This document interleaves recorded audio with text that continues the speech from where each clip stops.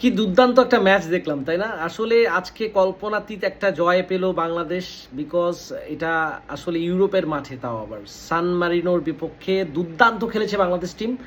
জয় পরাজয়টা আসলে এই মুহূর্তে আমি ঠিক সেভাবে দেখছি না, দেখছি সবার আগে যে বাংলাদেশের খেলার যে উন্নতি, এবং সেটা কিন্তু বলতেই হয় আজকের ম্যাচে আমরা দেখতে পেরেছি। কারণ বেশ কয়েকটা গোলের চান্স তারা যেভাবে বানিয়েছে, এবং সব থেকে বড় কথা হচ্ছে আজকের জয়ের নায়ক তপু বর্মন হলেও আরও বেশ কয়েকটা গোল যেটা আমি দেখতে পেরেছি যে মাঠের ঠিক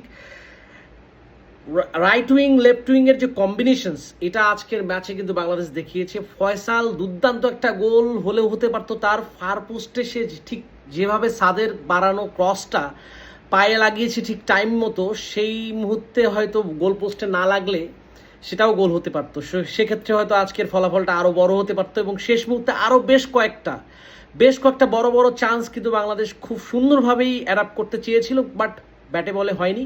কিন্তু দুর্দান্ত ব্যাপার হচ্ছে আজকের যে পারফরমেন্স, তপু বর্মন বিশেষ করে আজকের বাংলাদেশ ম্যাচের যে খেলাটা খেলেছেন তিনি, এবং দুর্দান্ত দুর্দান্ত লেভেলের ফুটবল বাংলাদেশ টিম উপহার দিয়েছে বাংলাদেশের জন্য। এবং সেটা অবশ্যই বাংলাদেশের যে দর্শক তারা কিন্তু বেশ মনে রাখবে অনেক দিন। এবং সান মারিনোর বিপক্ষে আজকের যে ম্যাচটা, এবং এই ম্যাচের যে প্রত্যেকের রোল, বিশেষ করে মিতুল মার্মা কিন্তু অসাধারণ একটা সেভ করেছে, এবং সমিত সোম যেভাবে পাসটি এগিয়ে দিয়েছিল ঠিক সাদের কাছে, সাদ থেকে আবারও ক্রসটা কিন্তু আজকে ইন্টারন্যাশনাল লেভেলের ফুটবল আসলে বলতেই হবে আমাকে।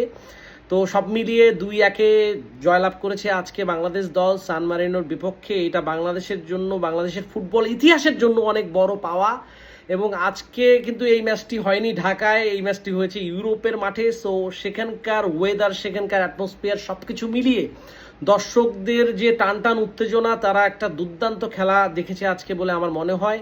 এবং সেখানকার যে টোটাল একটা সেট আপ মাঠের মধ্যেকার, তবে আমার কাছে বিশেষ করে মনে হয়েছে যে বাংলাদেশের নতুন কোচ তিনি কিন্তু প্রথম ম্যাচেই বেশ কার্যকরী ভূমিকা পালন করেছেন বলে আমার মনে হয়। কারণ তিনি কিন্তু দুর্দান্ত লেভেলের ম্যাচের যে ফরমেশনস, যেটা আমরা বলে থাকি যে একটা ম্যাচ কীরকম হবে, একটা ম্যাচের কোন প্লেয়ারের রোলটাকে বুঝতে পারাটা কিন্তু কোচের জন্য অনেক বেশি প্রয়োজনীয়। সেক্ষেত্রে আমার মনে হয় নতুন কোচ অবশ্যই বাংলাদেশের ফুটবলের জন্য সামনে আরও বড় বড় টুর্নামেন্টের বড় বড় জয় নিয়ে নিশ্চয়ই নিয়ে আসবে। এবং আমার কাছে, আমি পার্সোনালি একজন ফুটবল লাভার হিসেবে এটা অত্যন্ত পজিটিভভাবেই দেখছি, এবং আমার মনে হয় সবাই আজকের ম্যাচটা উপভোগ করেছেন।